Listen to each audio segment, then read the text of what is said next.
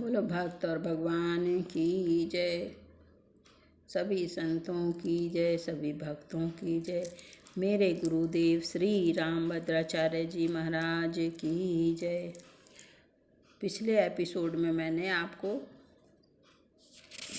18वें अवतार की हयग्रीव की कथा सुनाई और श्री वृषभ अवतार की कथा सुनाई। अब मैं आपको 19वें अवतार की कथा ध्रुव बरदेन श्री हरि के अवतार की कथा सुनाती हूँ। बोलो ध्रुव बरदेन भगवान की जय। स्वयंभू मनु के पुत्र उत्तानपाद थे, जिनकी 2 रानियां थीं, एक सुनीति, दूसरी सुरुचि। छोटी रानी सुरुचि पर राजा का बड़ा प्रेम था। उससे उत्तम नामक पुत्र हुआ और सुनीति से ध्रुव जी हुए। राजा प्रायः सुरुचि के महल में रहते थे। एक दिन राजा उत्तानपाद सुरुचि के पुत्र उत्तम को गोद में बिठाकर प्यार कर रहे थे। उसी समय ध्रुव जी बालकों के साथ खेलते खेलते वहां पहुंच गए और पिता की गोद में बैठना चाहे, परंतु सुरुचि के भय से राजा ने इनकी ओर देखा भी नहीं। ये बालक थे, इससे सिंहासन पर स्वयं चढ़ सकते नहीं थे, अतः इन्होंने कई बार पिता को पुकारा, परंतु राजा ने ध्यान नहीं दिया। तब सुरुचि राजा के समीप ही बड़े अभिमान पूर्वक बोली, वत्स, तू राजा की गोद में सिंहासन पर बैठने की इच्छा करता है, तू इसके योग्य नहीं है। तू यह इच्छा न कर, क्योंकि तू हमारे गर्भ से नहीं उत्पन्न हुआ।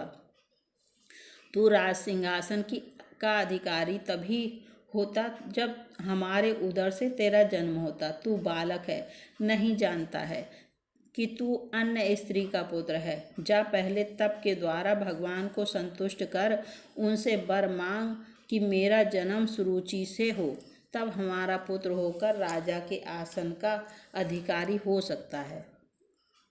तभी अभी तेरा या तेरी माँ का इतना पुण्य नहीं है। अपने और अपनी माता के विषय में ऐसे निरादर भरे और हृदय में बिंधने वाले विषैले वचन सुन ध्रुव जी स्तब्ध रह गए और लंबी लंबी सांसें भरने लगे। राजा यह सब देखते सुनते रहे, परंतु कुछ न बोले। बालक ध्रुव चीख मार कर रोते, उद्धर्व श्वास से लेते, ओठ फड़फड़ाते हुए अपनी माँ के पास आए। माँ ने यह दशा देख तुरंत गोद में उठा लिया। संग के बालकों ने समस्त वृत्तांत सुनाया। तब वह बोली, वत्स, तू किसी के अमंगल की इच्छा ना कर। कोई दुख दे तो उसे सह लेना चाहिए। सुरुचि के वचन बहुत उत्तम और सत्य हैं। वस्तुतः हम दुर्भागा हतभाग्या ही हैं। ध्रुव ने पूछा, माँ, मैं और उत्तम दोनों समान रूप से राजकुमार हैं, तब उत्तम क्यों उत्तम है और क्यों मैं अधम हूँ? राज सिंहासन क्यों उत्तम के योग्य है और क्यों मेरे योग्य नहीं है? सुनीति ने उत्तर दिया, बेटा, सुरुचि और उसके पुत्र उत्तम ने पूर्व जन्म में बड़ा भारी पुण्य किया है, इसी से वे राजा के विशेष प्रेम भाजन हैं, राज सिंहासनासीन होने के अधिकारी हैं। पुण्य से ही राज सिंहासन मिलता है। यदि तुझे भी राज सिंहासन पर बैठने की इच्छा है तो विमाता ने जो यथार्थ बात कही है उसी का द्वेष भाव छोड़कर पालन कर और श्री अधोक्षज भगवान के चरण कमलों की आराधना कर। देख, उन श्री हरि के चरण कमलों की आराधना करने से ही श्री ब्रह्मा जी को भी वह सर्वोत्तम पद प्राप्त हुआ है जिसकी मुनिजन भी वंदना करते हैं। माता के ऐसे मोहतम नाशक वचन सुन बालक ध्रुव यही निश्चय कर माता को प्रणाम कर और आशीर्वाद लेकर चल दिए। श्री नारद मुनि ने जब यह सब सुना तो बड़े विस्मित हुए कि अहो, क्षत्रियों का कैसा अद्भुत तेज है। वे थोड़ा सा भी मान भंग नहीं सह सकते। 5 वर्ष का बालक इसको भी सौतेली माँ का कटु वचन नहीं भूलता है। प्रथम तो श्री नारद जी ने इन्हें आकर समझाया बुझाया कि घर लौट चलो, हम तुम्हें आधा राज्य दिला देंगे। भगवान की आराधना क्या खेल है। योगी मुनि ने योगी मुनि से भी पार नहीं लगता, ये इत्यादि वचन परीक्षार्थ कहे। ध्रुव जी ने उत्तर दिया, मैं घोर क्षत्रिय स्वभाव के बस में हूँ। सुरुचि के वचन रूपी बाणों से मेरे हृदय में छिद्र हो गया है। आपके वचन इसी से उसमें नहीं ठहरते हैं। आपने कृपा करके दर्शन दिया, तो अब ऐसी कृपा करिए कि मैं शीघ्र ही श्री हरि को संतुष्ट कर वह पद प्राप्त कर लूं, जो त्रिलोकी में सबसे श्रेष्ठ है तथा जिस पर मेरे बाप दादे और दूसरे कोई भी आरूढ़ नहीं हो सकते हैं। देव ऋषि ने कृपा करके 12 साक्षर मंत्र ओम नमो भगवते वासुदेवाय का उपदेश किया और मधुवन में जाकर आराधना करने का आदेश दिया।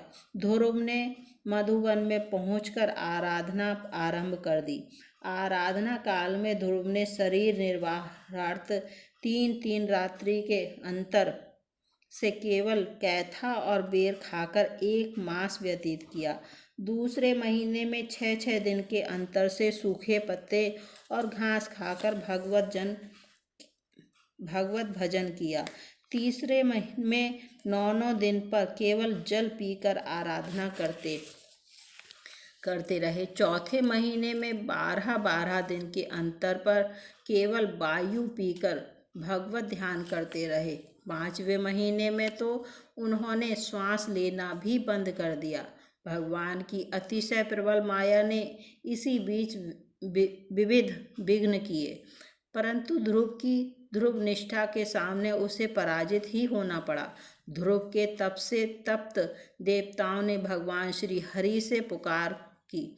भगवान तो ऐसा महाभागवत का दर्शन करने के लिए लालायित ही रहते हैं। वे गरुड़ पर आरूढ़ होकर मधुवन में आ गए। प्रभु का दर्शन पाकर बालक ध्रुव को परम आनंद हुआ। वह प्रेम से अधीर हो उठा। उसने पृथ्वी पर दंड के समान पड़कर उन्हें प्रणाम किया।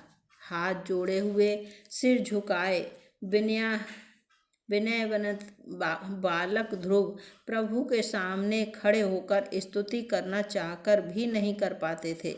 सर्वांतर्यामी श्री हरि ने कृपा करके अपने वेदमय शंख को उनके कपोल से छुआ दिया। ध्रुव को तत्काल दिव्य वाणी प्राप्त हो गई और वे भगवान की स्तुति करने लगे। इस प्रकार भगवान ने ध्रुव को वर देने के लिए श्री हरि अवतार लिया। बोलो श्री ध्रुव जी महाराज की जय। बोलो विष्णु भगवान की जय। सभी संतों की जय, सभी भक्तों की जय। मेरे गुरुदेव श्री रामभद्राचार्य जी महाराज की जय। अभी मैंने आपको ध्रुव जी महाराज की कथा सुनाई 19वें अवतार की।